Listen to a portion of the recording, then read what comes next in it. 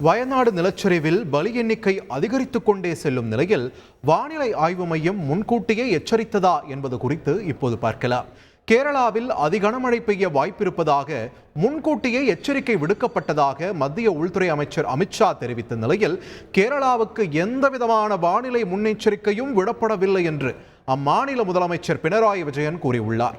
23ஆம் தேதியில் இருந்து 27ஆம் தேதி வரை கேரளாவில் ஓரிரு இடங்களில் கனமழைக்கு வாய்ப்பிருப்பதற்கான மஞ்சள் எச்சரிக்கை மட்டுமே கொடுக்கப்பட்டிருந்ததாகவும் கூறப்படுகிறது.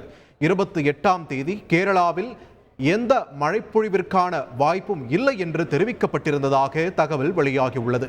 29ஆம் தேதி கேரளாவில் மிக கனமழைக்கான ஆரஞ்சு நிற எச்சரிக்கையும் 29ஆம் தேதியன்று கொடுக்கப்பட்ட அறிக்கையில் 30, 31 ஆகிய தேதிகளில் கேரளாவில் ஓரிரு இடங்களில் கனமழை பெய்யும் என்றும் அறிக்கையில் கூறப்பட்டதாக தெரிய வந்துள்ளது. நிலச்சரிவு நடந்த பகுதிக்கு ரெட் அலர்ட் கூட வழங்கப்படவில்லை என்றும் சம்பவத்தன்று காலை அதாவது ஜூலை 30ஆம் தேதிதான் ரெட் அலர்ட் வழங்கப்பட்டதாகவும் தகவல் வெளியாகியுள்ளது. செய்திகளை உடனுக்குடன் தெரிந்து கொள்ள உடனே சப்ஸ்கிரைப் பண்ணுங்க.